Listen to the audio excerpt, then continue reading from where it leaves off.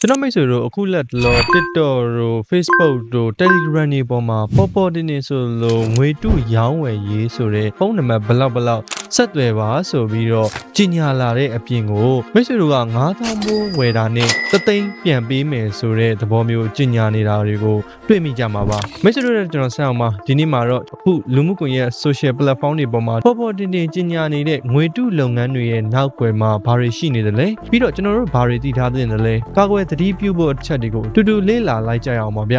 disclaimer အနေနဲ့ကတော့ဒီဗီဒီယိုကိုကျွန်တော်မိတ်ဆွေတို့အထူးသတိပြုပြီးတော့ဒီလုပ်ငန်းတွေရဲ့လိမ်လည်ခြင်းကိုမခံရအောင်တင်ဆက်ပေးခြင်းလည်းဖြစ်ပါတယ်ပထမဆုံးအနေနဲ့ကျွန်တော်တို့ကဒီလိုအကြောင်းအရာတွေကိုစပြောရမယ်ဆိုလို့ရှိရင်နိုင်ငံတကာကမ္ဘာလုံးဆိုင်ရာမှာဘယ်လိုတွေလှုပ်ရှားနေတယ်လဲဆိုတာကိုနည်းနည်းသိထားဖို့လိုအပ်ပါလိမ့်မယ်တခြားသောနိုင်ငံတွေထဲမှာဆိုလို့ရှိရင်ငွေတုရောင်းဝယ်ရေးကိုတုံတန်လူတွေကလုံးဝမလုပ်ရဲကြပါဘူး။ဘာကြောင့်လဲဆိုရင်ဒါကတော်တော်လေးကို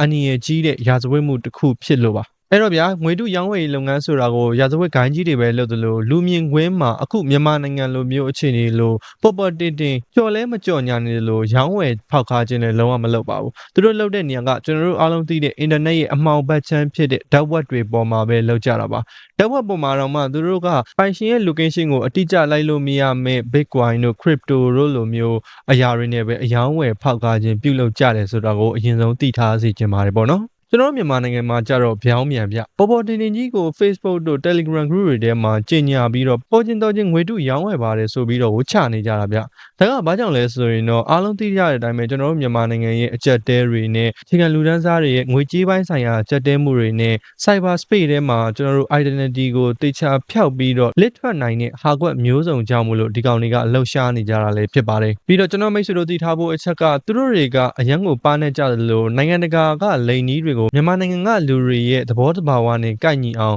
ပုံစံပြောင်းပြီးတော့တားကောင်ဖမ်းနေကြတာလည်းဖြစ်ပါတယ်ဟုတ်ပြီအဲ့တော့အချက်တွေအများကြီးထဲမှာလူတွေအရန်သိကျင်နေကြတာကအခုလိုမျိုးပေါ်တင်ကြီးတွေရောင်းနေတော့ငွေတုကသူတို့တကယ်ရောင်းနေတာလားပေါ့တကယ်ဝင်ရောသူတို့တကယ်ပေးမှာလားပေါ့မထင်လိုက်ပါနဲ့မိတ်ဆွေမြန်မာနိုင်ငံမှာငွေတုရောင်းဝယ်နေဆိုတဲ့လူတွေတဲက69%လောက်ကအတုတွေပါမိတ်ဆွေတို့ရဲ့ပတ်စံတွေကိုလိမ့်ပါပါသူတို့ကတော့နိုင်ငံတကာမှာ advance payment scammer ဆိုပြီးတော့ကြီးကြဲနာမည်ပေးကင်မွန်းတက်ထားကြပေမဲ့သူတို့တွေကတနည်းအားဖြင့်ငွေလိမ်ကိုင်းကြားဖြန့်တစ်မျိုးပါပဲဗျအဲ့တော့သူတို့ကဒီလိုမျိုးငွေတုရောင်းပြီးဘယ်လိုလိမ်လဲဆိုတော့အချက်၃ချက်ပဲရှိပါတယ်ရိုးရှင်းပါတယ်ပထမဦးဆုံးချက်ကတော့ကျွန်တော်အားလုံးသိတဲ့အတိုင်းပဲမျောစာကျွေးမယ်တားကောင်ဖမ်းမယ်ပေါ့ဗျာသူတို့ငွေတုတွေကိုဝယ်ချင်လာအောင်လူတွေကိုဆွဲဆောင်မှာပါအဓိကအနေနဲ့ကတော့သူတို့ရဲ့ငွေတုတွေက ATM ဆက်တဲ့ထည့်ရင်တော့မှအစစ်တိုင်းသိရတယ်မီးထိုးကြည့်လဲအစစ်နဲ့ကလုံးကခွဲလို့မရအောင်တူတယ်ဆိုတဲ့အချက်တွေနဲ့မိတ်ဆွေတို့ကိုလွယ်လွယ်ကူကူသုံးလို့ရတယ်ဆိုတဲ့ information တွေပေးပြီးတော့ဝယ်ချင်လာအောင်ဆွဲဆောင်မှာပဲဖြစ်ပါတယ်နံပါတ်2ကတော့ trust level သူတို့ယုံကြည်မှုတစ်ခုကိုရယူတော့မှာပေါ့နော်သူတို့ရဲ့ group တွေထဲမှာသူတို့ account တွေထဲမှာတင်ကြမယ်ဒီနေ့တော့ဘယ်တိုင်း data ကဘယ်လူကငွေလွှဲပြီးတော့ဝယ်သွားပါတယ်ဒီမှာ KPay account ဒီမှာ screenshot ပြေစာသူ့ကိုဘယ်လောက်ပို့လိုက်ပါတယ်ကားတင်ပေးလိုက်ပါတယ်ပတ်စံတုပ်ကြီးတွေကိုအဲ့လိုမျိုးပြတာမျိုးတွေလည်းရှိကောင်းရှိနိုင်ပါတယ်ဒါတွေအကုန်လုံးက account တူတွေကနေပြီးတော့ review တွေပေးနေတာဒါမှမဟုတ်ကိုရှိကငွေတုဝယ်ရတာအရင်ကောင်းတယ်ကျွန်တော်ဆိုဆိုင်ကယ်အစ်စ်တစည်းအကြီးကြီးဝယ်လိုက်ပြီးအိမ်မက်တောင်မမှတ်ဘူးတဲ့ဆိုင်ကယ်ကြီးရသွားတယ်ဗျာလူတွေစိတ်ဝင်စားလာအောင်ပြုလုပ်တဲ့ပုံစံမျိုးပါဒါကလည်းသူတို့ရဲ့လှည့်ကွက်တစ်မျိုးပေါ့နော်နောက်ဆုံးနံပါတ်3အချက်ကတော့ကျွန်တော်တို့တားကောင်ဖမ်းလိုက်ပါပြီပေါ့နော်အဲ့တော့ရှေ့ရအချက်တွေနဲ့မိတ်ဆွေတို့ကယုံကြည်သွားပြီးဟာသူတို့တောင်ရနေရပဲငါလည်းသွားဝယ်မယ်ဆိုပြီးတော့9000လွှဲရင်3သိန်းငွေတုလွှဲမှာပဲကွာ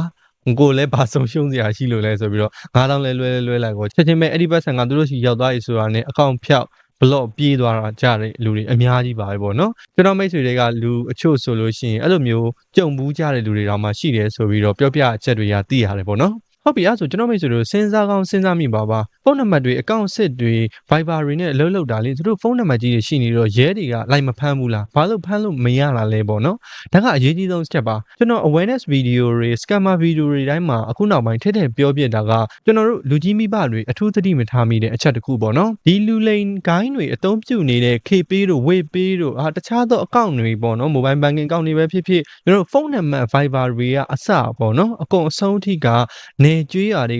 ကနိပညာမကျွမ်းကျင်တဲ့သူတွေရှိကနေမှတ်ပုံတွေနဲ့ငှားယူတယ်ပြီးွားရင်ဒီမှတ်ပုံတွေနဲ့အကောင့်တွေဖွင့်ထားကြတယ်ဒီဖုန်းနံပါတ်တွေနဲ့အကောင့်တွေဖွင့်ထားကြရလဲဖြစ်ပါတယ်ဒါကြောင့်မို့လို့ရဲတွေကလိုက်ပြီဆိုလို့ရှိရင်နေရာအလွဲကြီးကိုရောက်သွားကြတာပါပဲသူတို့ရှိကိုတိုက်ရိုက်မရောက်ပဲနဲ့ဒီမှတ်ပုံတွေနဲ့ငှားပေးပြီးတော့အကောင့် ပေးဖွင့်ထားတဲ့သူတွေရဲ့နေရလိပ်စာတွေကိုပါရောက်ရှိသွားကြတာလည်းဖြစ်ပါတယ်ဒါကြောင့်မို့လို့သူတို့ကဒီအကောင့်တုတွေနဲ့ခြေရာဖြောင်းနိုင်နေကြတာလည်းဖြစ်ပါတယ်ဗျအဲ့တော့အခုလိုမျိုးလူကြုံအကောင့်တုတွေနဲ့ဖွင့်ထားတဲ့အကောင့်တွေတော့ငွေတွေကဝင်လာပြီးရင်40-50လောက်ထိလွှဲပြီးတော့မှသူတို့ကဒီပတ်စံကိုရယူသွားတာလည်းဖြစ်ပါတယ်အဲ့တော့တတိကြီးထားဖို့လိုပါတယ်ကျွန်တော်အမြဲပြောပါတယ်မှတ်ပုံတင်ကိုနေရလိပ်စာကိုနဲ့ပတ်သက်တဲ့ privacy အချက်လက်တွေကိုဘယ်လူတဦးတယောက်ကိုမှ share ခြင်းမလုပ်ပါနဲ့ပြီးတော့ရက်ကွက်တွေနယ်တွေဘက်မှာတွေ့နေရတာကပတ်စံလာချီးပေးတယ်ဒါပေမဲ့ပတ်စံချီးခြင်းမှတ်ပုံတင်ပေးရမယ်ဆိုတဲ့ကိစ္စတွေကိုအထူးရှောင်ကျဉ်ကြဖို့လေဒီအချက်ကနေပြီးတော့တတိပေးခြင်းပါတယ်ပေါ့နော်ဒုတိယအချက်ကတော့မြန်မာနိုင်ငံမှာမရှိသေးဘူးနိုင်ငံတကာမှာရှိတဲ့အချက်မို့လို့ကျွန်တော်ထည့်ပြီးတော့ပြောပေးမယ်ကျွန်တော်ပို့ဆောင်ဆက်သွယ်ရေးဆိုတဲ့ delivery လုပ်ငန်းတွေကနေတစ်ဆင့်ငွေတုပို့ကြရရှိတယ်သူတို့က parcel ဘုံတွေနဲ့ထုတ်ပြီးတော့ပို့ပေးတာအတွက်ကြောင့်မို့လို့ deliver သမားတွေကငွေတုမှန်းဘာမှန်းမသိကြဘူးပေါ့နော်အဲ့အချိန်မှာပဲငွေတုဖမ်းနဲ့ရဲတွေနဲ့စုံတွေ့တဲ့အခါမှာဒီ delivery သမားတွေပဲဖမ်းမိသွားကြတဲ့အခြေအနေမျိုးနဲ့လည်းရင်ဆိုင်နေရတယ်ဆိုပြီးတော့သိရတယ်ပေါ့နော်ဒါကတော့သိထားတဲ့အချက်တစ်ခုပေါ့နောက်တစ်ချက်အနေနဲ့ကတော့တကယ်ကိုသတိထားရမှာပါအခုဖြစ်နေတဲ့အချက်ပါဘာလဲဆိုတော့ကျွန်တော်တို့နိုင်ငံမှာအခုဆို online game တွေဆော့ကြတဲ့လူတွေများလာတယ် online game ဆော့ကြတဲ့လူတွေအများဆုံးကပတ်စံလိုကြပါတယ်ပေါ့နော်သူတို့နောက်ထပ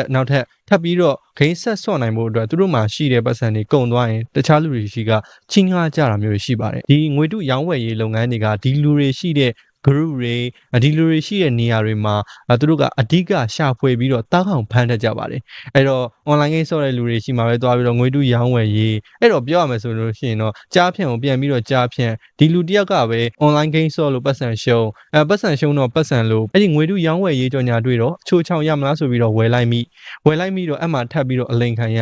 တပူပေါ်နှစ်ပူစင့်နေတော့ဗျဒီကိစ္စတွေကအခုလက်ရှိကျွန်တော်မြန်မာနိုင်ငံမှာတိတိကျကျကြုံတွေ့နေရတဲ့ကိစ္စတွေလည်းဖြစ်တယ်ပေါ့နော်ဒီလိုမျိုးသူတို့ကတောက်အောင်ရှာကြရလည်းဖြစ်ပါတယ်ဒါပေမဲ့ကျွန်တော်မိတ်ဆိုလို့ဒီထက်ပိုပြီးတော့အလိန်ခံရမှာတဲ့ပြဿနာကြီးတာရှိပါတယ်ဘာလဲဆိုတော့ကိုကသာစမ်းပြီးတော့ဒီငွေတုလုပ်ငန်းတွေရှိရနေပြီးတော့ငွေတုကို9000နဲ့မှားလိုက်ပြီးကိုချီ3သိန်းငွေတုတကယ်ရောက်လာပြီးပဲထားပါတော့အဲ့ခါကျရင်မိတ်ဆွေပြဿနာအကြီးတက်ပါပြီကျွန်တော်မြန်မာနိုင်ငံဥပဒေမှာဆိုလို့ရှိရင်ငွေတုသုံးဆွဲတာငွေတုလက်ဝယ်ထားရှိတာဆိုလို့ရှိရင်ထောင်ဒဏ်10နှစ်လောက်ထိတောင်မှချနိုင်တဲ့ဥပဒေရှိတယ်ဆိုတာကိုကျွန်တော်စေတနာနဲ့သတိပေးပါရစေပြီးတော့မိတ်ဆွေတို့ကဒီငွေတုလုပ်ငန်းတွေထဲမှာဝယ်ခြင်းလို့သွားပြောထားတာတို့သွားပြီးတော့အချက်လက်တွေသွားပေးထားတာနေရလိမ့်စာတွေသွားပေးထားတဲ့အခါမျိုးကြလို့ရှိရင်မတက်ကကျွန်တော်တို့ဒီ Telegram group တွေကိုသက်ဆိုင်ရာကလိုက်မိသွားပြီးဒီငွေတုလုပ်ငန်းတွေတဲကိုဝင်စီးပြီးဆိုလို့ရှိရင်ဒီထက်မှာပြောထားတဲ့ဝယ်ယူသူတွေရဲ့အချက်လက်တွေကိုပါသိရှိပြီးတော့မိကူကြွချောက်ဆိုလိုလိုက်လာနိုင်ပါတယ်ပေါ့နော်အဲ့တော့ဒီအရာတွေကိုမစမ်းသပ်ကြဖို့လဲကျွန်တော်အနေနဲ့သတိကြီးကြီးပေးခြင်းပါတယ်ဗျတကယ်လို့မိတ်ဆွေတို့ကဒီငွေတုလုပ်ငန်းတွေရှိကိုသွားမေးကြည့်ထားတယ်သွားဝယ်ပြီးတော့ကို့နေရလိပ်စာတွေပြောပြထားမိတယ်ဆိုလို့ရှိရင်သိကြပါတယ်ရဲတွေသာဒီငွေတုလုပ်ငန်းတွေကိုဖမ်းမိသွားတဲ့ချိန်ကြလို့ရှိရင်မိတ်ဆွေတို့ကပါတည်ခံပြေးတွေဖြစ်သွားနိုင်ပါတယ်ပေါ့နော်ပြီးတော့ကျွန်တော်တို့တွေငွေတုကိုကိုယ့်လက်ထဲမှာကင်တွယ်ပြီးတော့သုံးမိတယ်ဝယ်မိတယ်ပေါ့နော်ဒီငွေတုပတ်စံကိုလက်ဝယ်ထားရှိမိတယ်ဆိုလို့ရှိရင်တကယ်စစ်ဆေးလို့ငွေတုမှန်းတည်သွားတဲ့ခါကျရင်မတိလို့သုံးမိတာပါဆိုပြီးတော့သွားပြောလို့မရပါဘူးအဲ့ဒီအတွက်ကြောင့်မို့လို့ကျွန်တော်တို့ကပတ်စံမှာပါတဲ့အဓိကမြင်းလိုင်းတွေစစ်ဆေးရမယ့်နေရာတွေကိုအသေးစိတ်စစ်ဆေးပြီးတော့အသုံးပြုစေခြင်းပါတယ်ပေါ့နော်ဒါကလေကိုယ့်အတွက်ပို့ပြီးတော့လုံခြုံစိတ်ချရစေမယ့်အရာတစ်ခုပေါ့ဗျအဲ့တော့အနှစ်ချုပ်အနေနဲ့ကတော့ကျွန်တော်လောကကြီးမှာကအလကားအချိုချောင်းဆိုတာဘာတစ်ခုမှမရပါဘူးမိတ်ဆွေတို့အနေနဲ့ကိုယ့်ရဲ့ချွေးနှဲစာတွေကိုပင်မမှန်းရှာထားတဲ့အရာတွေကိုလူလိမ်တွေစီကိုမြောက်သွားစေဖို့အတွက်သိထားတဲ့နာတွေကိုသိထားပြီးတော့အတိပြုဆင်ခြင်နိုင်မှတော်ရကြမဲ့အနေအထားတစ်ခုလည်းဖြစ်ပါတယ်ဒီလုပ်ငန်းတွေကအခုနောက်ပိုင်းမှာကြီးထွားလာနေတာဖြစ်တဲ့အတွက်အထူးသတိထားနိုင်အောင်ကျွန်တော်ကပြောပြတင်ဆက်ပေးခြင်းပဲဖြစ်ပါတယ်မိတ်ဆွေတို့ကဒီကြောင်းအနေနဲ့ပတ်သက်ပြီးတော့ဒီထက်ပိုပြီးသိထားတာတွေရှိလားရှိလို့ရှိရင်လည်း comment လေးမှာအားလုံးအတွက်မျှဝေပြီးတော့ရေးသားပေးခဲ့ကြပါအောင်ခင်ဗျဒီဗီဒီယိုလေးကကျွန်တော်မိတ်ဆွေတို့အတွက်အကျိုးရှိမယ်လို့ထင်မိပါတယ်အားလုံးပဲနောက်ထပ်ဗီဒီယိုမှာနောက်ထပ်အခြားအသစ်တွေနဲ့ပြန်လည်ဆုံတွေ့ကြအောင်ပါမိတ်ဆွေတို့အားလုံးအတွက်ကျွန်တော်ဆက်အောင်ပဲဖြစ်ပါတယ်အားလုံးပဲ see you ပါဗျ